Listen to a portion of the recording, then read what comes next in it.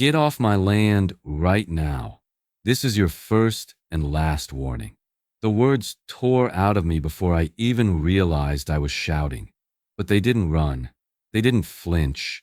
They didn't even blink. They just stood there, bodies half turned toward the rising sun, boots planted inside my fence line as if they belonged to this soil more than I did. That stillness, arrogant, unmoved, felt like a slap across my face.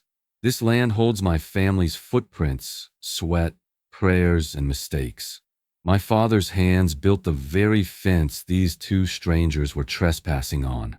Watching them stand there so casually felt like someone dragging their fingers across a scar I've spent my whole life protecting. I could smell the sage and dust lifting from the ground as the morning warmed. The kind of familiar scent that usually calms me, but today it tightened something in my chest. The tall one, a man with sun-bleached hair and clothes too clean for this part of the county, gave me a smile meant to look friendly, but landed somewhere between smug and rehearsed. The woman beside him clutched a clipboard like a badge, chin tilted just enough to tell me she thought she had authority. "Good morning," she chirped, ignoring the anger in my voice. "We're from the Sage Hollow Estates Welcome Committee. We just wanted to introduce ourselves." Introduce themselves. That was their excuse for hopping a fence and strolling onto private land at dawn. They explained Sage Hollow Estates had recently finished construction just past my south pasture. New homes, new roads, new residents.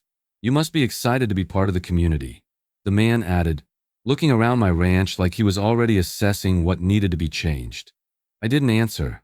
I simply wiped the dirt from my hands, leaned on the fence post, and stared at them. Silence has weight out here, and I let it rest heavy between us. They didn't seem bothered. The woman cleared her throat and began talking about fence uniformity and livestock aesthetic harmony. Phrases so ridiculous I had to wonder if she practiced them in the mirror. She gestured toward my cattle grazing by the cedar grove and made a note on her clipboard. "These animals," she said, "may need better visual separation for the neighborhood's cohesion." That was the moment something inside me snapped. Visual separation, cohesion. My livestock had roamed these pastures for generations before Sage Hollow Estates existed, before their asphalt roads carved into my horizon. My ranch wasn't a petting zoo for suburban tourists. I stepped forward, planting myself firmly between them and the rest of my land. "You're trespassing, and I don't know who told you I'm part of your community, but I'm not. This ranch isn't under any HOA. It never has been. It never will be." The man chuckled softly, like he thought I was misinformed. "Well, technically, your land is adjacent to our community, so some crossover expectations are only natural." "Adjacent," I repeated slowly. "Not included." The woman scribbled something as if my refusal irritated her, but her smile stayed plastered on. "We just want to keep everything harmonious." "That harmony ends at my fence," I told her. They exchanged a look, the kind people make when they realize something won't be as easy as they planned. After a few more empty pleasantries, they finally stepped back over the fence, disappearing down the road like they hadn't just crossed a line older than both of them combined. I stood there long after they were gone, staring at the footprints they'd left in my dirt. Something felt wrong.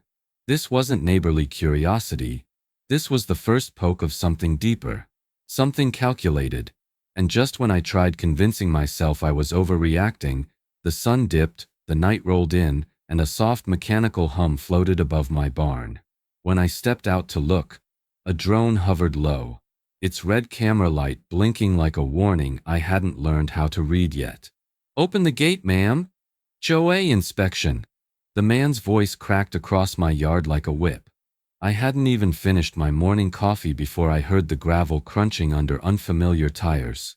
I stepped outside and saw two figures standing at my gate, the same polished pair from earlier in the week. Clipboard lady and her clean-booted partner.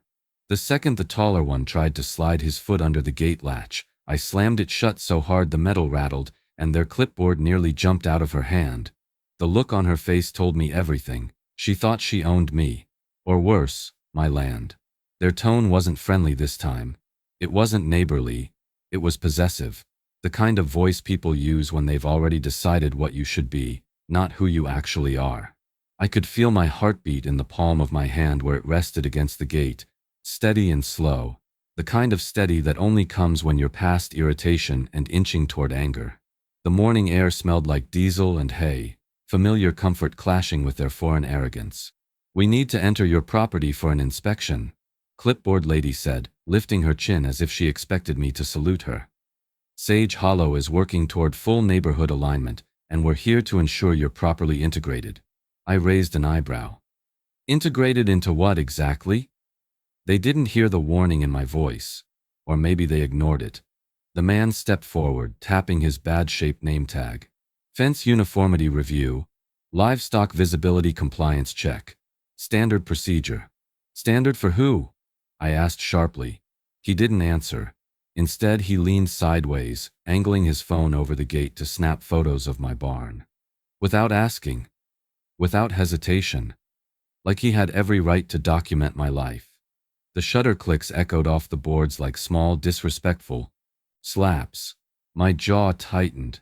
That barn had stood through storms and droughts longer than his entire HOA had existed. It held my father's tools, my mother's feed barrels, every memory carved into its oak beams. And now this stranger thought he could wave a phone at it like he was cataloging an exhibit. "Put the phone down," I said, voice low enough to make him freeze mid-photo. Clipboard lady cleared her throat and forced a smile so wide it strained her face.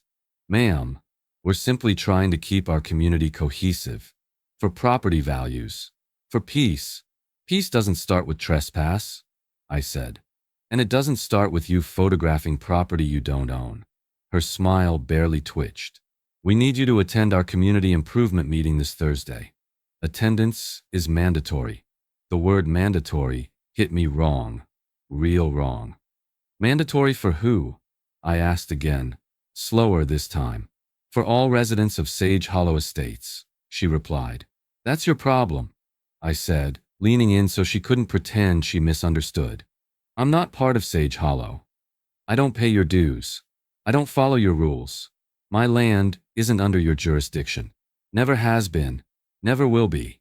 The woman blinked, stunned, then scribbled something on her clipboard. Long, irritated strokes, like she was filing a complaint in real time. The man muttered something about non-cooperative behavior, as though I owed him something more polite. They left eventually, climbing back into their spotless SUV with stiff shoulders and tighter smiles. But even as they drove off, their eyes lingered on my fence line like they were memorizing every inch. Like this wasn't over. Like they were planning something bigger. By the time the sun sank behind the ridge, I'd almost convinced myself that their arrogance was the worst of it, that I'd shut them down hard enough to buy some peace. But the next morning, when I opened my mailbox, a single sheet of paper slid out. No envelope, no signature, no agency stamp, a violation notice. For an HOA I didn't belong to. "Your barn paint isn't approved for neighborhood cohesion." The woman's voice cut across my yard before I even saw her face. I stepped out from behind the feed bins and stared at her, then at the bright red barn behind me. "My barn existed before your neighborhood," I said, letting the irritation drip into my voice. "Back up." She flinched, but only for a second. Then came the smile, the same overly practiced one I'd grown used to. The kind that meant more trouble was already loading in the chamber. What started as one violation notice quickly spiraled into a parade. An endless procession of polished boots, stiff collars, and fake courtesy. Every day, new faces. Every day, new clipboards. Every day, new excuses. My gate became a stage for their little performance, and each one poked at my patience with the same bright smile that didn't reach their eyes. The worst part wasn't their questions. It was the confidence, the assumption that they had some God-given right to critique the land my family had fought to keep for generations. The first man who showed up that week didn't even bother with introductions. He pointed at my fence and announced it was non-compliant with HOA visual symmetry standards. When I asked him what that meant, he glanced at his clipboard like the answer might magically appear. He mumbled something about alignment and neighborhood continuity, words that meant nothing out here. Another woman arrived the next morning, measuring my fence posts with a sleek little laser tool while pretending not to notice me watching from the porch. She kept repeating the phrase property value protection like she'd been programmed with it. And then the cattle photography started.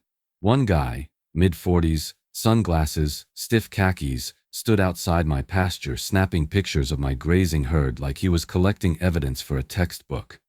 I walked out toward him, slow and deliberate, boots crunching the gravel. "Something wrong with my cattle?" I asked. He swallowed hard, gave a nervous smile, and said he was just observing. Observing what? The way my herd breathes? But the friendliness stopped quickly. Their tone shifted day by day, sugar turning to vinegar. They went from "ma'am, may we ask," to "we need to check," to "you must understand," and finally to "we'll report this." Any softness they pretended to have cracked open and revealed irritation, entitlement, and something darker beneath it, determination. They'd chosen me as their project, or their target. That was when I decided I needed proof. Not just for myself, but for whoever would eventually have to hear my side of this mess. So I started documenting everything. Every face, every name, every license plate, every word. Dates, times, weather conditions, the look in their eyes, everything. I kept a little notebook in my back pocket. When that filled, I grabbed another, and another. Eventually, the stack on my kitchen counter looked like a field log from a battlefield. Then I upped the game. I installed small microphones hidden inside birdhouses and fence posts. They weren't fancy, but they didn't need to be. People talk when they think no one's listening, and HOAs, I learned very quickly, talk the most when they're whispering. They whispered by my south fence. They whispered near the barn. They whispered as they walked back to their cars. One particular night, I sat alone in my kitchen, listening through the newest audio file. Crickets crackled softly beneath the voices. Two men stood just outside my fence line, voices low, careful but not careful enough. One of them sighed. "She's not budging," he whispered. Then the other voice, one I'd heard before but couldn't place, said something that made my heart go still. "If we file under animal safety, the county has to respond." And just like that, I knew the real fight had begun. "Why is that drone in my pasture again? Who's flying it?" The words burst out of me before I could stop them. The buzzing didn't feel like some casual toy drifting over open country. It felt like a warning.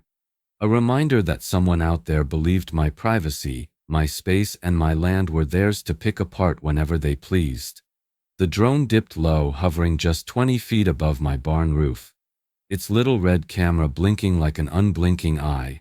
Nothing gets under your skin like watching strangers spy on the land you've spent your whole life protecting. It's not like watching someone peek through a window, it's deeper, more invasive, like they're trying to read the history carved into the soil itself. My stomach tightened as I followed that buzzing shadow across the pasture. This wasn't curiosity, this was surveillance, and it didn't stop with one drone. Over the next week, more appeared. One came in early morning, quieter than the first. Another circled at dusk, flying low enough that I could hear the whine of its motor shift as it changed direction. Each one seemed more advanced than the last. Sleeker, quieter, intentional. Whoever was flying them wasn't just checking on me. They were gathering information, mapping my routines, searching for something they could twist. So I fought back my own way. I set up 4 trail cameras. One by the cedar grove, one near the south fence, one on the barn roof, and one hidden inside an old birdhouse facing the open field. I mounted audio recorders inside fence posts and tucked motion sensors in the grass along my driveway. It felt strange turning my home into a surveillance zone, but if they wanted a fight of documentation and angles, I wasn't going to show up unprepared. And the footage didn't take long to deliver. One evening, as the sun dropped low and painted the pasture gold, I sat at my kitchen table replaying a video from the new birdhouse cam. 2 HOA board members stood at the edge of my property, unaware they were being filmed from above. Their voices were low, their stances tense. I watched them gesture toward my barn, pointing, discussing, analyzing like I was some case file to dissect. File a livestock complaint, one said, looking down at his notes. Her cattle wander too close to the boundary line. That qualifies as a safety issue. The other nodded. And the barn? Non-conforming structure. We can push that too. My chest burned. Non-conforming? That barn had stood through storms that would flatten their pristine subdivision. But the words kept coming. Ordinances, violations, citations. They were building a strategy with the same precision as soldiers planning an ambush. Their plan wasn't random harassment. It was a step-by-step blueprint to force me into compliance or force me off my land. That night, while I tightened my fence chains and reset the motion sensors, a cold quiet settled over the ranch. At midnight, just when the crickets softened and the wind died, headlights swept across my gravel drive. A silver SUV rolled to a slow crawl and idled by my gate, engine running, lights off. It didn't move, and neither did I. County inspection. We got a complaint about animal neglect on this property. The man shouted it like he expected me to panic, like he thought I'd crumble under some official tone. Neglect? My cattle eat better than half the HOA board. I walked out to meet them, jaw tight, pulse steady, and the moment their boots hit my soil, I felt a shift, an intrusion deeper than trespassing. It wasn't the inspection that rattled me. It was the realization that someone, somewhere, had twisted my animals, my livelihood, my history, into ammunition. Having strangers judge your animals feels like they're judging your soul. They weren't just poking around feed bins or examining stalls. They were assessing me, my care, my worth, my identity as someone who grew up knowing the weight of responsibility long before I knew anything about laws or bylaws. The lead inspector chewed gum like he hated it, walking through my barn with the expression of someone expecting to find disaster. Instead, he found clean stalls, full troughs, and calm cattle. His partner took photos anyway, as if they needed something, anything, to justify being there. Before I could catch my breath from the first visit, another truck rumbled down my driveway. Environmental quality. They claimed someone reported chemical seepage near my pond, dangerous runoff, hazardous contaminants, all conveniently vague. They had no testing kits, no paperwork in hand, just clipboards and rehearsed concern. They paced around, pointing at damp soil as if wet ground in Texas was proof of a crime. Then came the debris. It showed up overnight. Broken drywall, insulation scraps, rusted nails, dumped right by my southern gate like someone emptied a demolition trailer onto my pasture. The morning sun glinted off the metal as if mocking me. And sure enough, before noon, a code enforcement officer knocked on my door asking about an unauthorized dump site. His tone made it clear he thought the mess was mine, but I wasn't playing defense anymore. "Come with me," I said, walking him down to the gate. I pointed up to the oak tree where one of my trail cameras perched, disguised inside a hollowed-out birdhouse. "You want proof? I've got proof." 10 minutes later, he watched footage of a white van rolling up at 3:42 a.m. Two figures tossing debris over my fence, laughing, glancing back toward the HOA subdivision before peeling away. The officer's face changed, shoulders stiffened, eyes darted. He muttered something about needing to file a report, then practically jogged back to his truck. County officials don't like being used as pawns, and someone higher up was clearly pulling strings. For a moment, I felt a sliver of relief. Maybe evidence was finally catching up to the lies. Maybe the walls they built were starting to crack. But that night, while setting out mineral tubs in the fading light, a gut-deep dread washed over me. Something felt wrong, too quiet, too still. Then I saw it. My east gate cut clean open, the chain sliced straight through. And beyond it, in the dark, my cattle were gone. "Sheriff, they cut my gate. My herd's gone." The words erupted from me before I even realized I was shouting into the radio. Gravel crunched under my boots as I sprinted toward the mangled east gate. The chain split clean through like someone had taken bolt cutters to it without a second thought. When Sheriff Avery Lawson arrived and saw the damage, he let out a quiet curse under his breath. A rare slip for a man who'd seen more violence and stupidity than most people ever would. That alone told me just how serious this was. Cattle aren't just animals, they're memories in motion. They carry the weight of the hands that fed them, the storms they survived, the nights spent nursing calves under a tin roof. When I saw the empty pasture stretching into the darkness, something inside me cracked. My herd wasn't just missing, they'd been driven out, scattered deliberately. It felt like someone had reached into my chest and ripped something loose. Avery and I grabbed flashlights and headed into the night. The beam shook across the ground as we followed the trail of deep hoofprints carved into damp soil. Every track, every overturned tuft of grass pulled us farther toward the southern boundary, towards Sage Hollow Estates. "They went this way," Avery muttered, scanning the ground. His jaw tightened. "They didn't wander off. Someone pushed them." We spent hours calling, coaxing, and circling the herd. The night air was cool, filled with the smell of cedar and earth, and every so often I caught the distant echo of panicked cattle lowing, disoriented, separated, afraid. It tore at me. Avery used his cruiser's spotlight while I rattled a bucket of range cubes, trying to draw the animals back. Slowly, painfully, the scattered herd began returning, their silhouettes moving like ghosts through the pasture. By sunrise, exhaustion tugged at every muscle in my body. Dirt clung to my jeans, my hands were scraped raw, and my voice was hoarse from calling out into the darkness. But the herd was back. Shaken, stressed, but alive.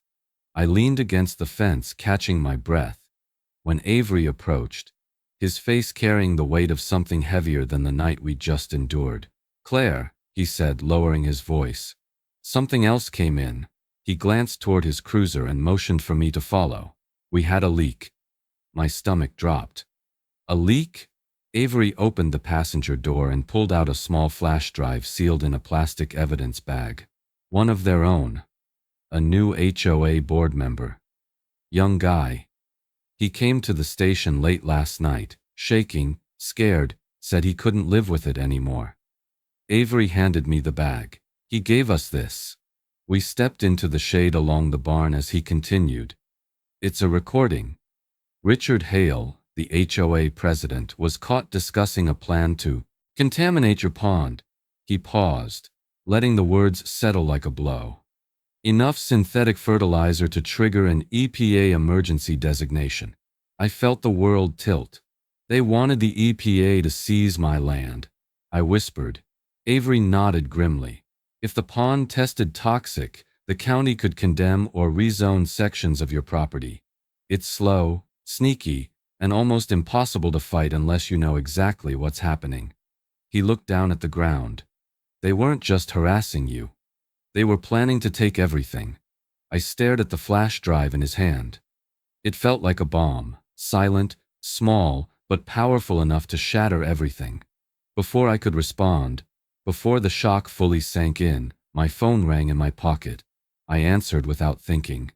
"Claire," a woman's voice said, steady but urgent. "I'm attorney Lindsay McReynolds. And you're in danger. We need to talk."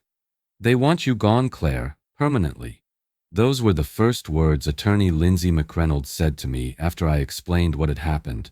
The cut gate, the scattered herd, the recording of Richard Hale planning to poison my pond. Her voice didn't shake. Mine didn't either.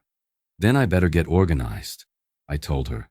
And for the first time since this nightmare began, I felt the fear inside me shift. It didn't disappear.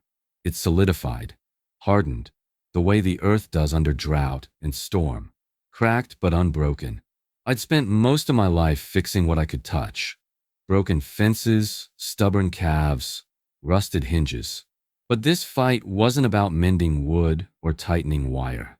It was about proving the truth in a world where lies were easier to believe. So I cleared my kitchen table, dragged out every notebook, printout, and hard drive I owned, and began turning chaos into order. I filled binders, thick, heavy ones, each labeled with a date range and a short description. One for timestamps, one for drone photos, one for trespass logs, one for audio recordings. I printed screenshots from my trail cameras, circled faces, marked angles, and even cataloged the tiny details. The make and model of vehicles, the time of day shadows hit the fence line, the color of HOA badges. I knew I wasn't dealing with careless people. They were methodical, so I had to be twice as precise. The more I organized, the clearer the picture became. This wasn't a misunderstanding. It wasn't neighborly tension. This was an orchestrated strategy. Pressure, trespass, manipulation, sabotage, and finally environmental terrorism. It was a playbook designed to break a landowner without ever laying a hand on them. And I was finally learning to read it. Lindsay called every evening, guiding me through what I needed to gather. Documentation wins wars, Claire, she told me. Especially the ones fought on paper. And she was right. Every new file strengthened my case. Every recording built another layer of armor. Then Rachel Ortega reached out. She was a property rights journalist who'd heard whispers about Sage Hollow Estate's difficult ranch neighbor. When she arrived in her dusty truck, camera bag slung over her shoulder, she didn't act like a reporter chasing a headline. She acted like someone who'd seen this kind of abuse before and knew exactly how deep it ran. I laid everything out for her. The drones, the inspectors, the debris dump, the midnight sabotage, and finally, the recording of Richard Hale. Rachel didn't flinch. She didn't question my sanity like some sheriff's deputies had earlier in this mess. She listened. Then she asked to publish my story. Within 24 hours, the article went live. Within 48, the comments section exploded. Within 72, local forums and Facebook groups were buzzing. Suddenly, Sage Hollow's quiet community wasn't so quiet. The HOA board scrambled. Their friendly smiles evaporated. Their tone shifted from patronizing to panicked. And Richard Hale? He outright denied everything. Called me unstable. Claimed the recording was taken out of context.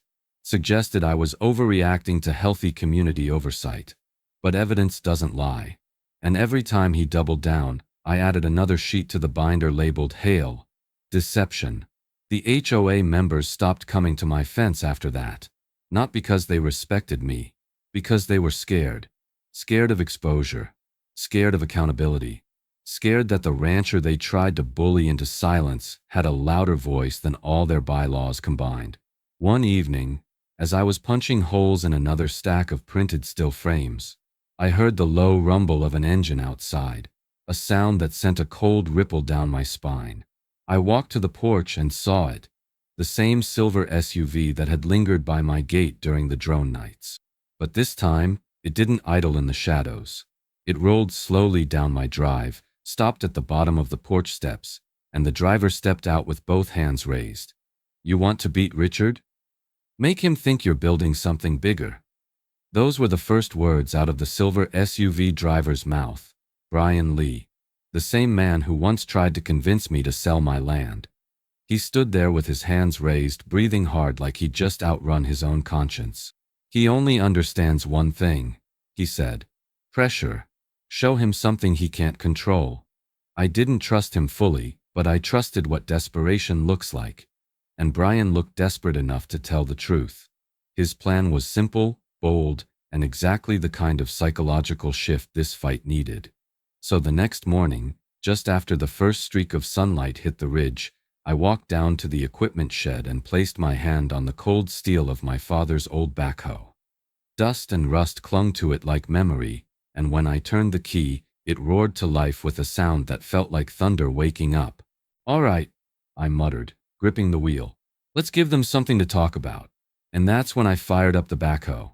As the ground broke beneath the bucket, it felt like the land itself was helping me fight back. Every scoop of earth came up rich and damp, the scent of soil rising like a reminder of where my strength came from. For hours, I cut deep, clean trenches along the southern edge of my property. 6 long channels, perfectly spaced, perfectly aligned with the HOA's view.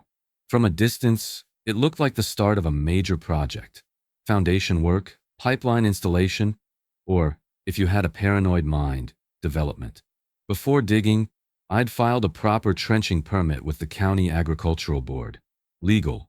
Stamped. Approved. Everything the HOA claimed to care about, I followed by the book, and I made sure copies of that permit sat in a folder right inside my truck, ready for the first clipboard warrior who dared question me. And oh, did the rumors fly.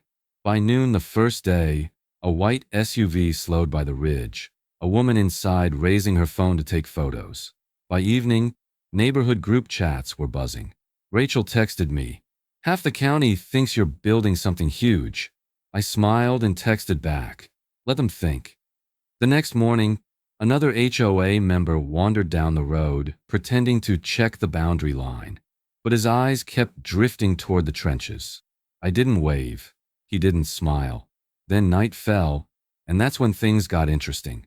At 2:13 a.m., my motion sensor tripped. The alert buzzed through my phone. South fence line. I pulled up the camera feed. A figure clumsily climbed over my gate, flashlight shaking like he was wrestling his nerves. It was the same man who once measured my fence posts with a laser tool. He crept toward the trenches, leaning over one as if trying to see what I was hiding. The dirt near his boots gave way. He dropped waist-deep into the trench with a yell, his flashlight flying from his hand. Mud splashed upward, coating his clean khakis. He struggled, slipped, cursed, and climbed out limping, covered head to toe in grime. I watched the footage twice, slow motion the second time, caught on camera from 3 angles. Perfect detail, perfect evidence, perfect irony. By sunrise, the video was labeled in my binder as Trespass 14. I thought that would be the highlight of the week. HOA spies literally falling into their own paranoia. But the land had other plans. Late that afternoon, while I was wiping down the backhoe, I saw 2 vehicles pull up to my gate. A couple stepped out of each, 4 people total, holding folders, papers, and expressions carved from betrayal and anger. "Are you Claire Walker?" one asked. "Yes."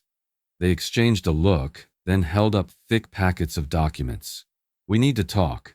We were sold our homes under false promises about your land." They placed the contracts in my hands, contracts proving HOA fraud. "We were lied to, Claire, about your land, the plans, everything." The first man's voice shook, not from fear, but from the weight of betrayal. The second woman stepped closer, clutching her contract like it was a piece of her innocence. "And we're ready to testify." For the first time since this war began, the ground beneath my feet felt a little less heavy. I had been fighting alone for months.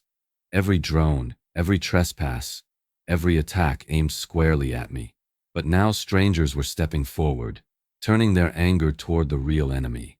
Strangers became allies, and allies became strength. They laid out their paperwork across the hood of my truck. Contracts, emails, diagrams, and promotional packets printed on glossy paper. All of it painted the same lie, that my land, my generational ranch, had already been secured for Sage Hollow expansion. The HOA president, Richard Hale, had told buyers they were purchasing future access to a nature corridor, a community pond, and a private walking path. Features that supposedly ran directly through my acreage. Features that never existed. Features he'd promised without owning a single inch of my dirt. The Langstons brought a forged map with a fake boundary line that cut straight across my barn. The Ojedas had a brochure showing projected townhome units sitting where my cattle grazed. Another family produced a PowerPoint slideshow, supposedly presented by Richard at a board meeting, showing Phase 2 development, a plan so bold it actually labeled part of my property as acquisition completed. Sheriff Avery arrived 20 minutes later, summoned by the quiet rage radiating off those families like heat. He listened carefully, examining each document with the kind of focused frown that only shows up when the puzzle pieces begin snapping into place. "These aren't mistakes," Avery said. "This is fraud, intentional fraud." And he didn't stop there. With a nod of determination, Avery told me he was launching a deeper investigation, one aimed at the money trail behind the HOA's sudden aggression. If they're pushing this hard, he said, someone's getting paid to keep the pressure on. Within days, his suspicions were confirmed. A shell landscaping company, Cypress Horizon Contracting, had been receiving regular payments from Sage Hollow's HOA account. The name meant nothing to most people, but to me, it rang like a cracked bell. I'd seen that name before, on the folder Brian had carried the day he tried to buy my land. Avery dug deeper. The payments were masked as beautification expenses and community improvement services, but the amounts didn't match any legitimate work. The money flowed in smooth monthly cycles, always ending in signatures and authorization slips stamped by one person, Richard Hale. The HOA president wasn't just lying, he was financing a land grab built on harassment, falsified documents, and underhanded intimidation. And now we had proof. Every time a family pointed to a forged map, every time Avery circled a signature, every time a payment invoice surfaced, the foundation of Sage Hollow cracked a little more. Richard Hale's empire, built on intimidation and manipulation, was beginning to crumble under the truth. But just as hope finally felt like something real, Avery's radio crackled to life. A deputy's voice came through, tight, urgent. "Sheriff, we've got two unidentified males moving toward Claire Walker's pond again. Both carrying large bags. Looks like fertilizer."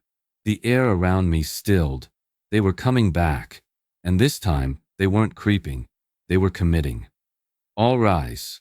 The judge's voice echoed through the Travis County courtroom, and every person in that room stood.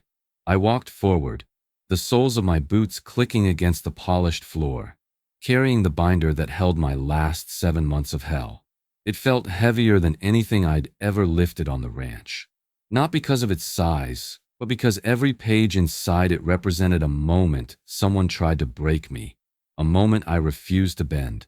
My hands shook, not from fear, not anymore, but from knowing the truth finally had a voice. For months, my story lived in hidden cameras, whispered conversations, and silent recordings. Now it lived in a courtroom where lies were stripped bare under oath. I took my seat beside Lindsay, who slid a reassuring hand over the edge of the binder. "We've got them, Claire," she whispered. "Just breathe." But breathing felt impossible as the courtroom filled. Onlookers lined the benches. Neighbors, reporters, families from Sage Hollow who had once been deceived into believing Richard Hale's promises. And across from us, sitting rigid at the defense table, was Richard himself. Perfect suit, perfect posture, perfect mask. He didn't look at me. He didn't have to. His stillness said enough, not confidence, but fear disguised as arrogance. When the judge gave the signal, Lindsay stood. She moved with the calm precision of someone born for moments like this. "Your Honor," she began, her voice smooth but sharp, "today we present evidence of organized coercion, environmental sabotage, and fraudulent land acquisition by the defendant, Richard Hale." She opened the binder and the storm began. First came the trespass logs, each documented entry, each timestamp, each face, each fence they stepped over like it belonged to them. Then the drone footage played.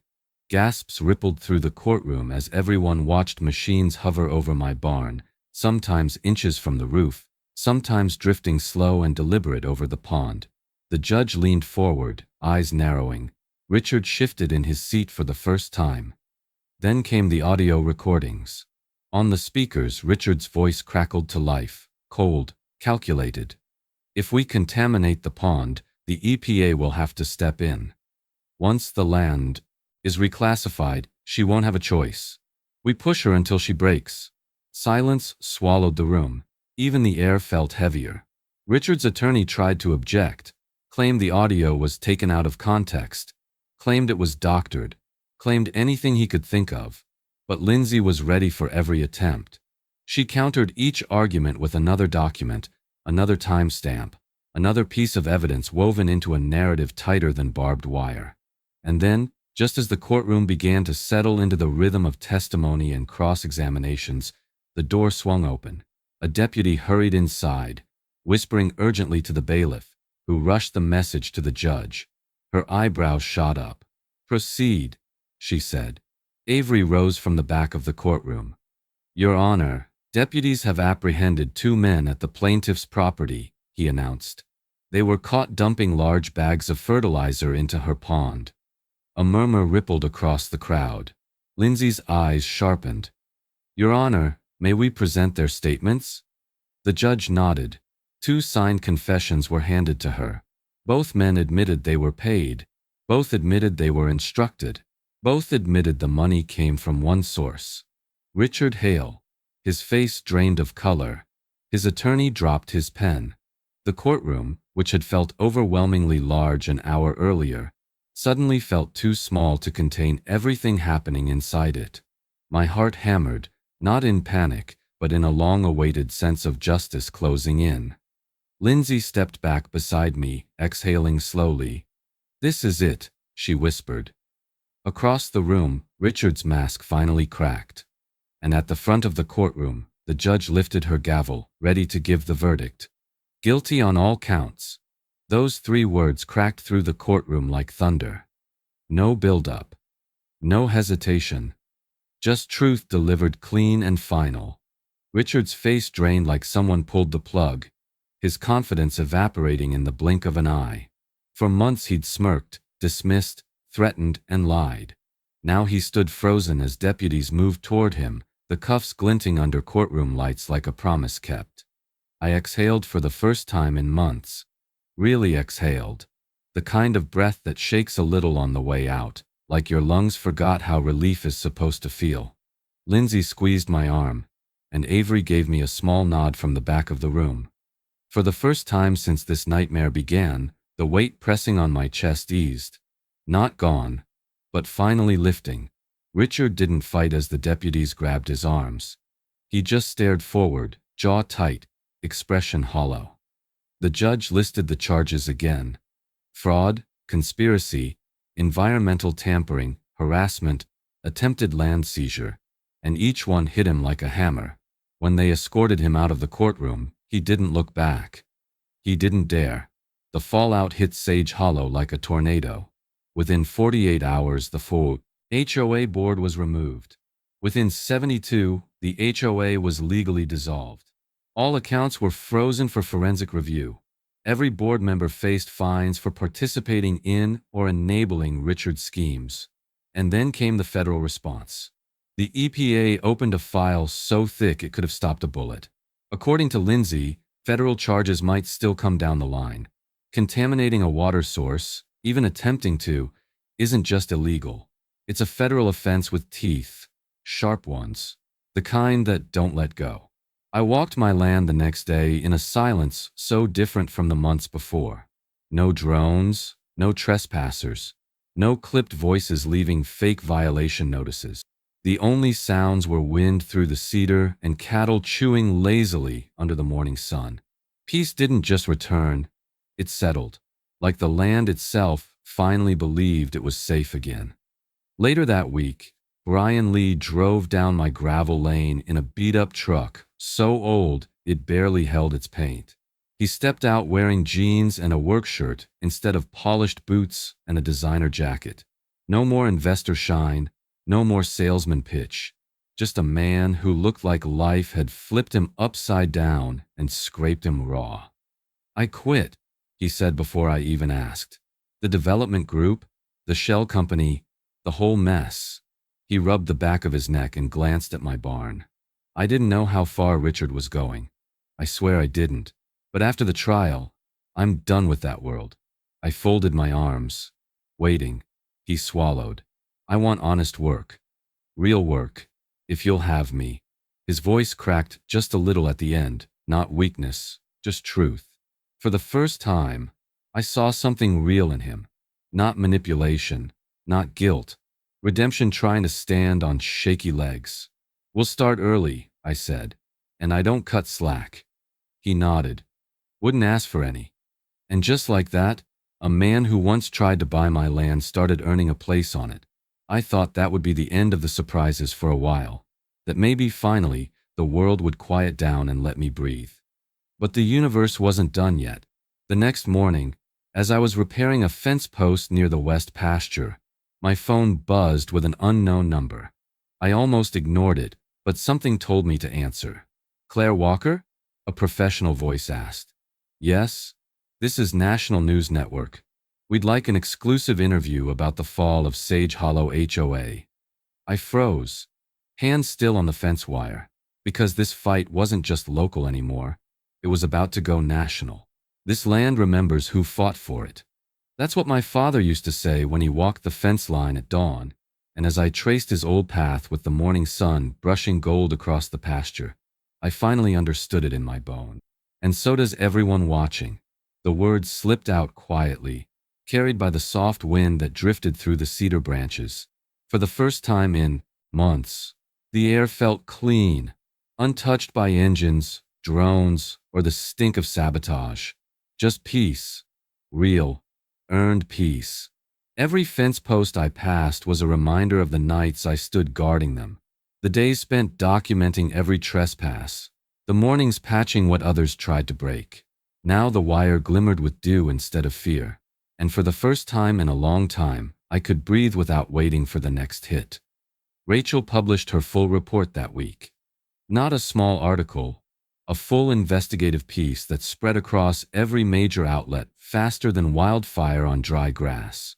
She wrote about the harassment, the forged documents, the pond contamination plot, the trial, and the downfall of Sage Hollow. She named every board member. She detailed every lie. And she didn't just write about my ranch. She wrote about the rights of every landowner who'd ever been bullied by people who mistook power for authority. The response shocked me. Letters filled my mailbox, some from Texas, others from states I'd never even stepped foot in. Veterans, ranchers, single mothers, retirees living in HOA-heavy subdivisions, they all shared the same story. Someone tried to take what was theirs, and they fought back or wished they had. My favorite letter came from a rancher in Wyoming who wrote, "You reminded the rest of us that saying no is still allowed." The community shifted too. That empty patch of land near Sage Hollow, the one Richard claimed would be Phase 2 development, was now owned by the county. I drove by one afternoon and saw kids flying kites where his fake gates once stood. Their laughter cut through the air like a reminder that land can heal, even after it's been threatened. I decided it was time to mark the victory in my own way. So I built a new sign for my front gate, sturdy cedar with bold black letters carved deep. "If you're from an HOA, turn around. We remember you. We didn't like you." Brian laughed when he helped me bolt it to the post. "You know," he said, "you could have softened the wording a bit." "No," I told him. "I softened it by not adding more." He didn't argue. But even with peace settling over the ranch, part of me stayed alert. Not paranoid, just aware. When you spend months defending your land, your instincts sharpen in ways you don't forget. I knew the trial had ended the war, but wars leave echoes, and sometimes shadows linger where enemies once stood. That evening, I walked the southern field again. The sky was turning the color of copper, and the wind carried that split-second chill right before nightfall. I leaned on the fence, letting the calm sink into my bones. The cattle grazed slowly, their silhouettes stretching long over the grass. Then I heard it. Tires on gravel. Slow. Controlled. Intentional. I turned. A new SUV, dark blue, unfamiliar, rolled toward my gate and stopped right in front of the sign I'd hung only hours earlier. The engine didn't shut off. The window didn't roll down. The driver just sat there, staring at my land like they were gathering courage, or calculating something. My fingers tightened around the fence post as the evening air thickened. Peace was here, but maybe the fight wasn't done just yet. If you've ever stood your ground against people who thought they could take what was yours, tell your story in the comments. I read every single one, and if this fight hit you the way it hit me, hit that like button so more people see what happens when an HOA goes too far.